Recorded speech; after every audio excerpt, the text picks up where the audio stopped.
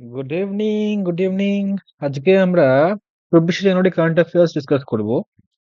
অনেক important news আছে, যেমন উত্তরাখণ্ড ন্যাশনাল গেমস এর উপর ওখানটা হচ্ছে এটা, ব্রহ্মস মিসাইলের উপরে রয়েছে, কিছু কিছু ছবি কোথাও দেওয়াই রয়েছে এখানে। আর সবাইকে বলবো প্রতিটা নিউজ যাতে দেখতে, কারণ আহ, এগুলো এমসিকিউ তে দেওয়াই রয়েছে। এমসিকিউ সঙ্গে যেগুলো ডেসক্রিপশনে দেওয়া রয়েছে, সেখানে আমি কিছু স্ট্যাটিক দিকে কখনো কখনো সঠিক যে সমস্ত পোর্শন রয়েছে সেগুলো ডিসকাস করি। প্লাস নিউজ কখনো এভাবে মুখস্থ করা সম্ভব নয়। যত আলোচনা করবো মানে নিউজ সম্বন্ধে যত ঘাঁটবো, তত আমরা মাথায় থাকবে সেটা। পরীক্ষায় গিয়ে নিউজ তো মানে উত্তরটা আমাদের সামনেই থাকবে পরীক্ষায়, তখন সেটা নক করবে, সেটা দেখে টিক করে আসতে পারি বা ওএমআর সেটা গোল করে আসতে পারি। যাই হোক, দেখবে পুরোটাই, মিস করো না আর স্কিপ করো না। কারণ অনেক স্ট্যাটিক প্রশ্ন থাকে, রেটেড অনেকগুলো প্রশ্ন থাকে। ইন্দোনেশিয়া যেমন অনেকগুলো রেটেড প্রশ্ন ডিসকাস করেছি এর আগেও, একটার সঙ্গে আরেকটা, একটার সঙ্গে আরেকটা, এইভাবে মনে রাখতে হবে। চলো শুরু করা যাক। আর আজকের মতো প্রতিদিনের মতো আজকেও সেই 12টা প্রশ্ন, আর তার সঙ্গে 15টা শেষে রেখেছি। আম, যে সমস্ত আগে ডিসকাস হয়েছে এই মাসে, সেখান থেকে বেছে বেছে 15টা ওয়ান লাইনার শেষে ডিসকাস করবো, একটা রিভিশনের জন্য। চলো তাহলে আজকে শুরু করা যাক। প্রথম প্রশ্ন, হোয়েন ইজ দ্য পরাক্রম দিবস অবজার্ভ এভরি ইয়ার? কখন পরাক্রম দিবস পালন করা হয় প্রতি বছর? সেটা হবে 23শে জানুয়ারি। আমরা জানি নেতাজি সুভাষচন্দ্র বসুর জন্মবার্ষিকী উপলক্ষে 23শে জানুয়ারি আহ এই দিবস অর্থাৎ পরাক্রম দিবস পালন করা হয়। এবছর যেমন 128তম জন্মবার্ষিকী পালন করা হয়েছে।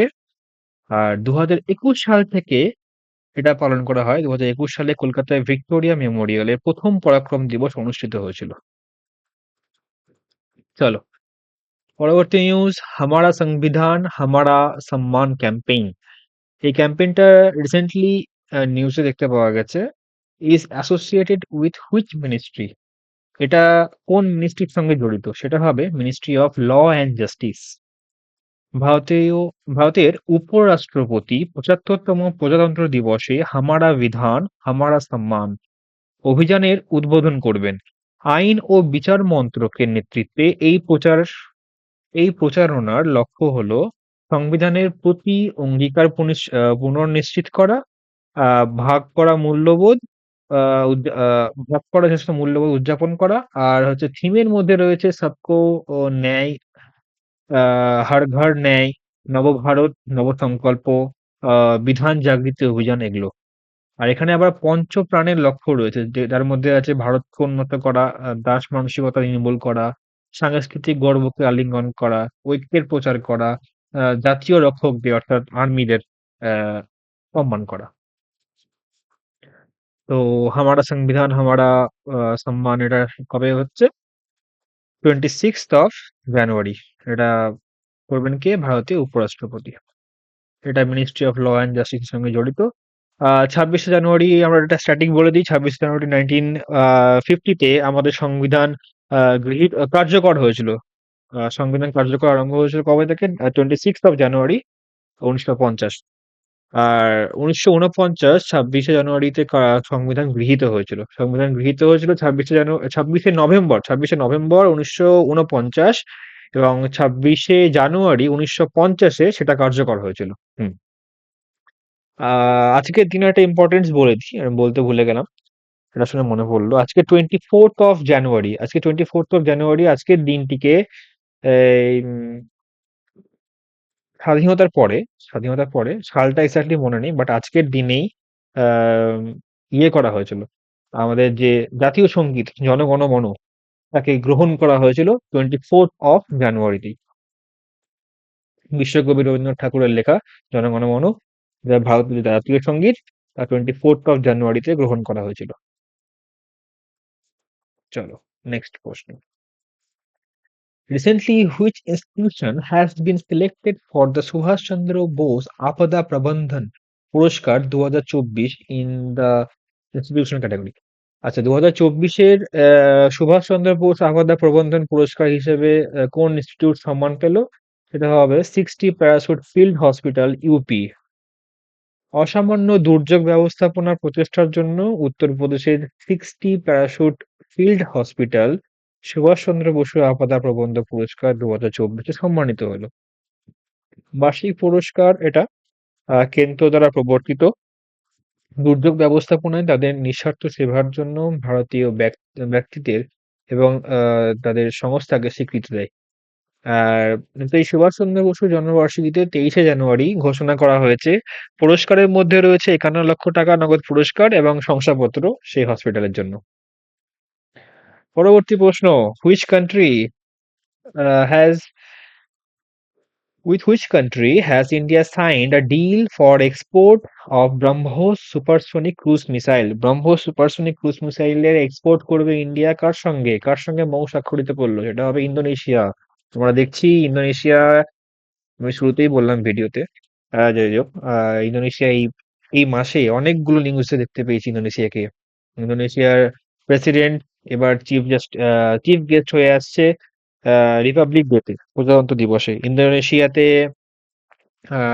ব্রিক্সে 10ম কান্ট্রি হিসেবে যোগদান করলো ইন্দোনেশিয়া। প্লাস ইন্দোনেশিয়ার মাউন্ট ইবু একটা ভলকানিক ইরাপশন দেখতে পাওয়া গেছিল, যার জন্য মাউন্ট ইবু নিউজ এসেছিল ইন্দোনেশিয়াতেই। আর এই একটা নিউজ, ইন্দোনেশিয়ার ব্রহ্মোস মিসাইল, সুপারসনিক মিসাইল ইন্দোনেশিয়াকে দিচ্ছে, এক্সপোর্ট হচ্ছে ইন্ডিয়া থেকে। ফিলিপাইন্সের পর এটা দ্বিতীয় দেশ ব্রহ্মোস মিসাইল দেওয়া হচ্ছে। ভারত ইন্দোনেশিয়ার ব্রহ্মোস সুপারসনিক ক্রুজ ক্ষেপণাস্ত্র রপ্তানির জন্য $450 মিলিয়ন চুক্তি সাইন করা হয়েছে। এই ক্ষেপণাস্ত্র রেঞ্জ হচ্ছে 290 কিলোমিটার। চলো next news. Recently, under whose leadership a committee has been formed to revise the base year of, এটা হবে হোলসেল প্রাইস ইন্ডেক্স। হোলসেলটা এখানে কোনো কারণে মিস হয়ে গেছে, প্রাইস ইন্ডেক্সটা এসছে ডব্লিউপিআই, হোলসেল প্রাইস ইন্ডেক্স হবে এটা। এটা অ্যান্সার হচ্ছে রমেশ চাঁদ। রমেশ চাঁদকে নিয়োগ করা হয়েছে। সরকার সম্প্রতি নীতি আয়োগ সদস্য রমেশ চন্দ্রের নেতৃত্বে 18 জন একটা প্যানেলে ঘোষণা করেছেন, যাতে পাইকারি মূল্য সূচকের ভিত্তি বছর সংশোধন করা যায় এবং প্রযোজক মূল্য সূচকে সুইচ করার জন্য একটা রোড ম্যাপ প্রস্তাব করা হয়েছে।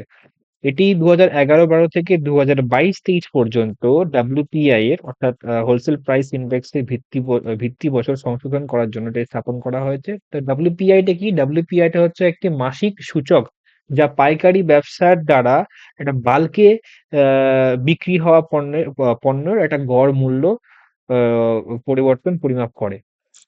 আমরা জানি হোলসেলাররা অলওয়েজ একটা বাল্কে জিনিসপত্র কেনে।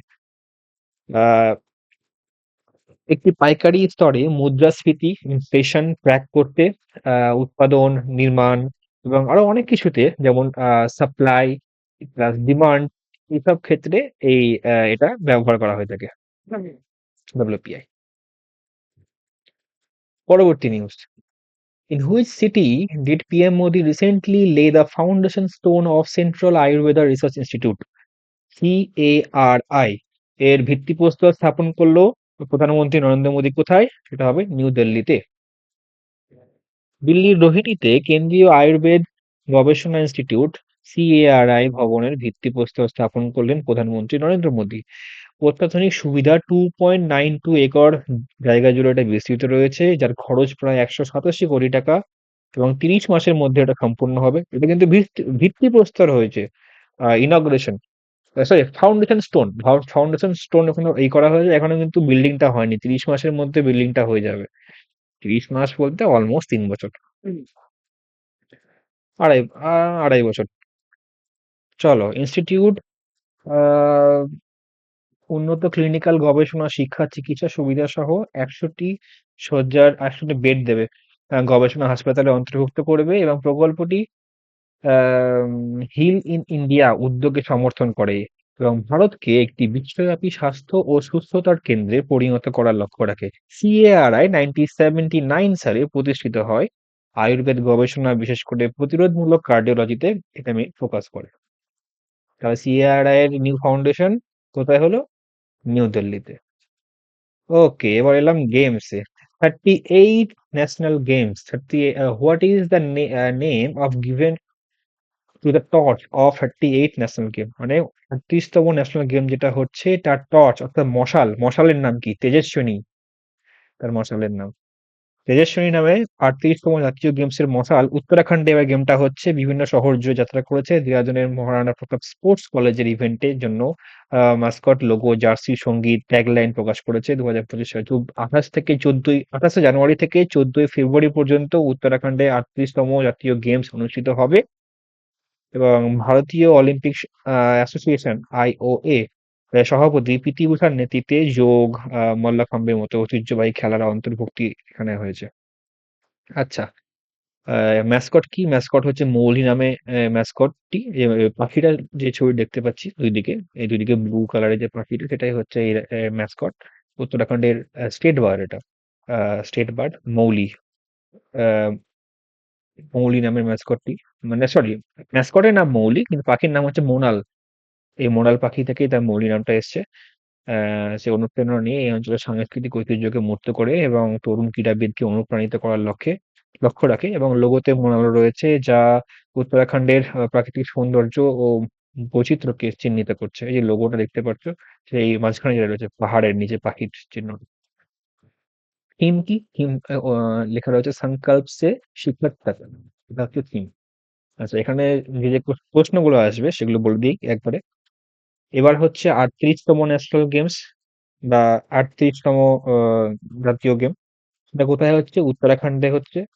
মহারাণা প্রতাপ স্পোর্টস কলেজে ইভেন্ট, এটা মেইনলি সব ম্যাসকট গুলো ঘোষণা করা হয়েছে। 28শে জানুয়ারি থেকে 14ই ফেব্রুয়ারি পর্যন্ত হচ্ছে। থিম কি? সংকল্প সে শিখর তক, এটা হচ্ছে থিম। আচ্ছা, সভাপতি কে? সভাপতি হচ্ছে পিটি উষা। তার নেতৃত্বে এখানে মেইনলি সমস্ত খেলা, মানে আইওএ সভাপতি তিনি, মেইনলি ইন্ডিয়ান অলিম্পিক অ্যাসোসিয়েশন সভাপতি, তার নেতৃত্বে এটা তিনি এটাও লিড করছেন। আর ম্যাসকট কি? ম্যাসকট হলো এই রাজ্যের যে স্টেট বার্ড, সেটাই এই ম্যাসকট। মৌলি, মৌলি হচ্ছে ম্যাসকটের নাম। আর পাখির নাম কি? স্টেট বার্ডের নাম মোনাল। আর থিম তো বললাম, সংকল্প সে শিখর তক। আর তেজস্বিনী হচ্ছে মশালের নাম। চলো, এই কটাই এখানে রয়েছে।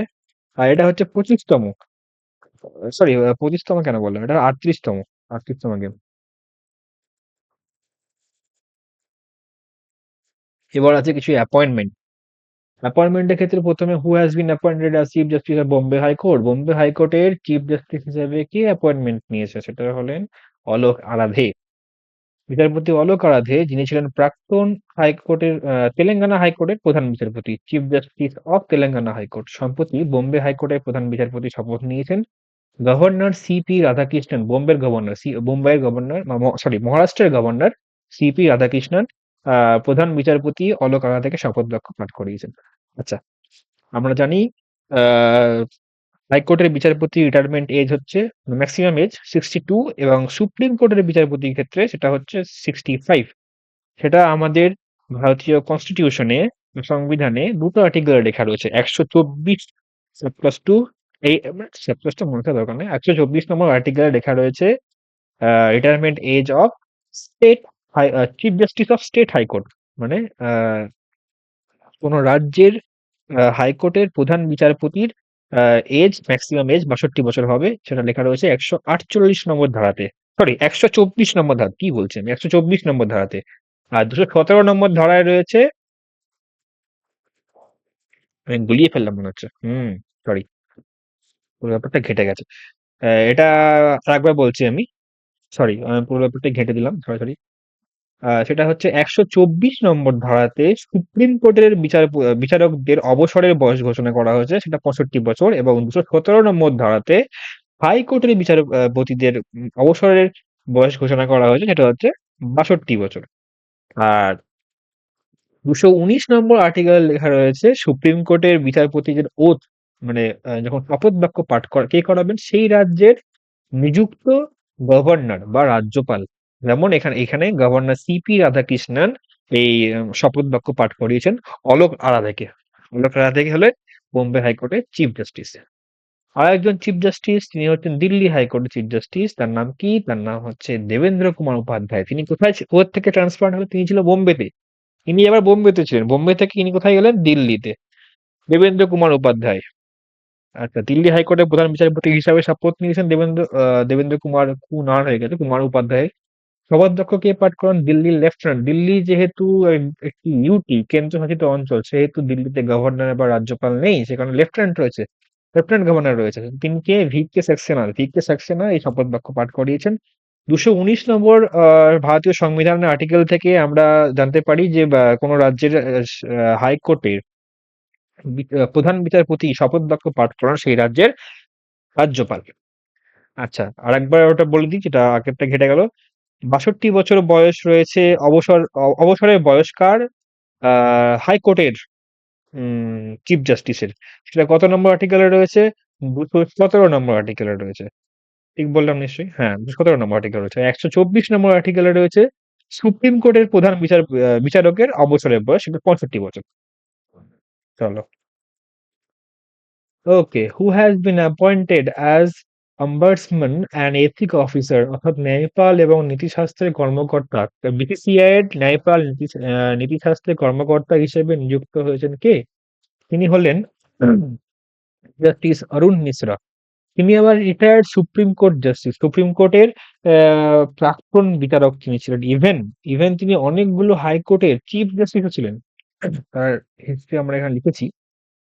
তার আগে বলে দিই এটা, বিচারপতি অরুণ মিশ্রকে ভারতীয় ক্রিকেট কন্ট্রোল বোর্ডের ন্যায়পাল ও নীতিশাস্ত্র কর্মকর্তা হিসেবে নিয়োগ দেওয়া হয়েছে। বিচারপতি অরুণ মিশ্র 1989 এবং 1995 সালে রেকর্ড ভোটে বার কাউন্সিলের এমপি হিসেবে নির্বাচিত হন এবং 1998-99 সালে বার কাউন্সিল অফ ইন্ডিয়া সর্বকনিষ্ঠ চেয়ারম্যান হিসেবে নির্বাচিত হন।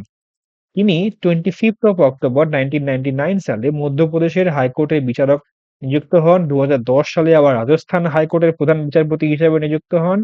ইভেন অরুণ মিশ্র 2012-তে কলকাতা হাইকোর্টের প্রধান বিচারপতি হিসেবেও নিযুক্ত হয়েছিলেন।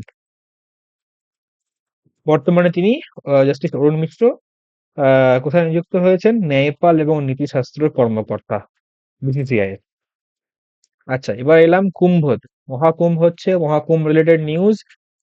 What is the name of the locker facility launched by the Muthoot Finance for the Mohakumbh Prayagraj 2025?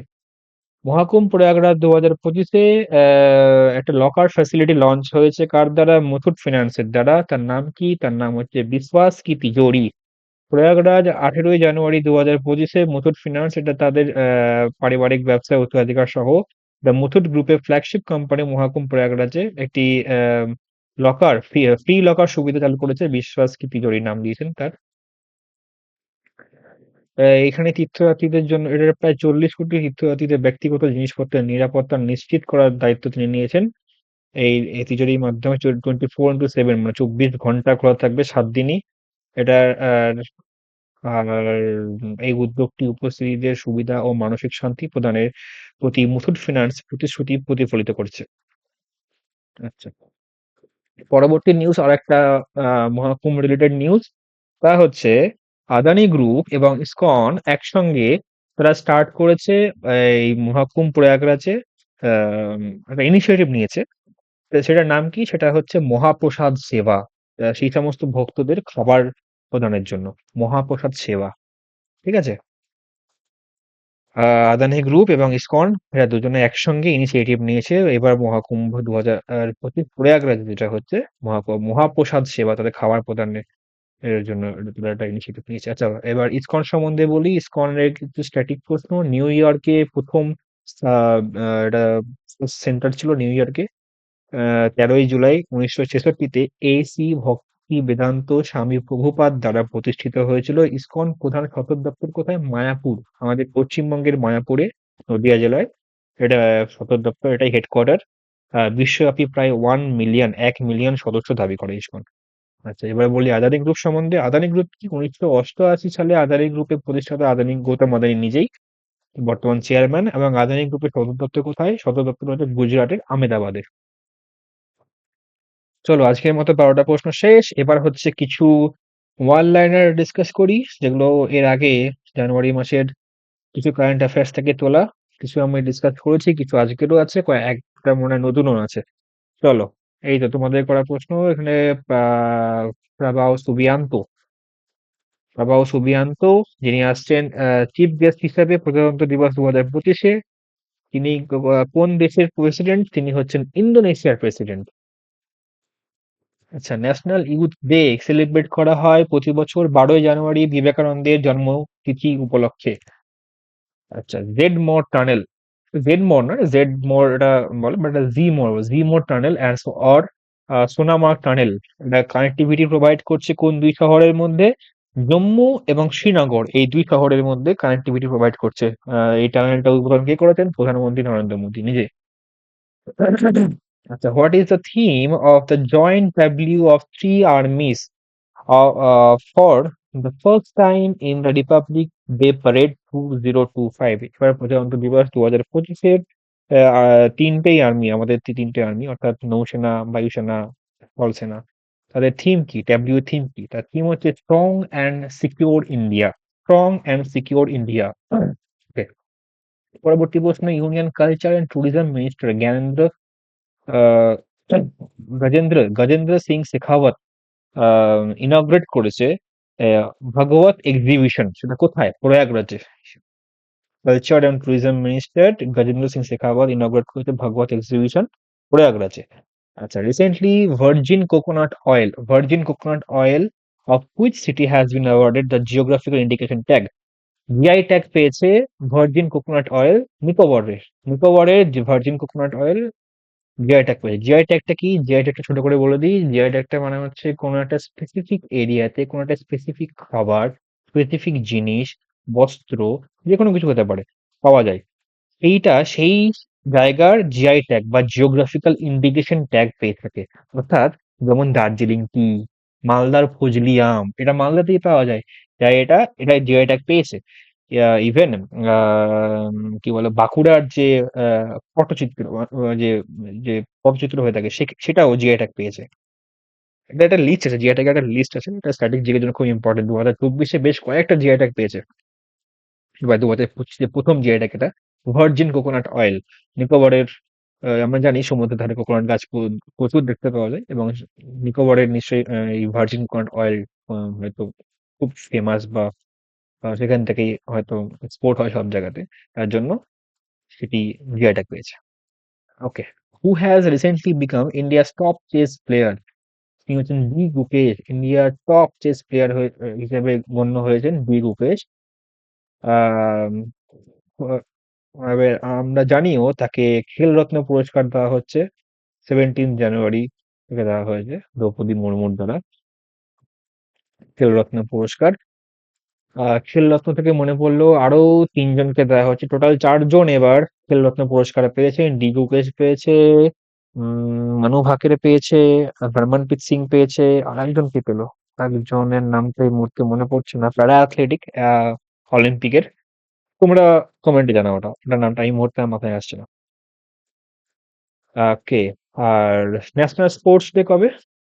Sports থেকে মনে পড়লো, national sports day 29th of August, major ধ্যানচাঁদের বার্থডে হিসেবে এটা পালন করা হয়ে থাকে। Okay, which country will host chess world cup 2025? 2025-এ চেস ওয়ার্ল্ড কাপ, দাবা ওয়ার্ল্ড কাপ হোস্ট করবে কে? India. Who took oath as chief justice of Delhi high court? এটা আজকেই বললাম, জাস্টিস দেবেন্দ্র কুমার উপাধ্যায় দিল্লি হাইকোর্টের চিফ জাস্টিস হিসেবে শপথ গ্রহণ করলেন। With which country has India signed a deal for the export of BrahMos supersonic cruise missiles? BrahMos supersonic cruise missile এক্সপোর্টের জন্য কোন দেশের সঙ্গে ইন্ডিয়া চুক্তিবদ্ধ করলেন? সেটা হলো ইন্দোনেশিয়া। এটা আজকের news. Okay, which is the biggest annual festival for Hatti tribes of Transgiri region in Himachal Pradesh? Himachal প্রদেশের ট্রান্সগিরি এরিয়ার বা রিজিয়নের হাট্টি নামক একটা ট্রাইবের একটা অ্যানুয়াল ফেস্টিভ্যাল হয়, বার্ষিক উৎসব। তার নাম কি? বোডা ফেস্টিভ্যাল। এখান থেকে অনেকগুলো ইয়ে আসতে পারে, sorry, অনেক দুটো প্রশ্ন আসতে পারে। এক হচ্ছে, বোডা ফেস্টিভ্যাল কোন রাজ্যে পালিত হয়? হিমাচল প্রদেশে। আর কোন ট্রাইব দ্বারা এটা পালন করা হয়, মানে কাদের এটা? বেসিক্যালি এটা হাট্টি ট্রাইবস। ইভেন হাট্টি ট্রাইবস এর কোন রাজ্যে মেইনলি দেখা যায়? এটা হিমাচল প্রদেশ, এটাও আসতে পারে। আচ্ছা, হু has been appointed as the new chairman of Indian police foundation? এটা আমি আগের দিন জিজ্ঞাসা করেছিলাম, I think. Indian police foundation নতুন চেয়ারম্যান হিসেবে কাকে নিযুক্ত করা হয়েছে? ওপি সিং। ওপি সিং কে নিযুক্ত করা হয়েছে। চলো পরবর্তী প্রশ্ন, which country will host 28 conference of speakers and presiding officers of parliament of commonwealth countries? এটা হবে 28তম কনফারেন্স কে হোস্ট করছে, conference of speaker and presiding officers of the parliament of commonwealth countries 2026, এটা আই থিঙ্ক হচ্ছে, এটা host করবে India. Who was recently appointed as the new secretary of BCCI? BCCI এর নতুন সেক্রেটারি কে হিসেবে নিযুক্ত হয়েছে? দেবজিৎ সাইকিয়া। এর আগে কে ছিল? জয় শাহ। জয় শাহের জায়গায় কে এলো? দেবজিৎ সাইকিয়া। তাহলে জয় শাহ কোথায় গেল? জয় শাহ এখন চলে গেছেন হচ্ছে মানে হেড পজিশনে অফ আইসিসি, আইসিসির প্রেসিডেন্ট, প্রেসিডেন্ট বা চেয়ারম্যান হিসেবে নিযুক্ত হয়েছেন Jay Shah. Who recently launched India clean tech manufacturing platform? ইনি হচ্ছে পীযূষ গোয়েল। ইন্ডিয়ার clean tech manufacturing platform Piyush Goyal. চলো আজকের মতো এইটুকুই। ধন্যবাদ সকলকে। আশা করি সবার ভালো লেগেছে, অনেকগুলো প্রশ্ন ডিসকাস করলাম। এইভাবে ডিসকাস করতে করতে এটা মাথায় থাকবে, মনে রাখতে হবে। যা পরীক্ষায় আসবে, কখন কোন প্রশ্ন আসবে কেউ জানে না। আমরা গল্পের আকারে সব ডিসকাস করি, ওইভাবেই মনে রাখতে হবে।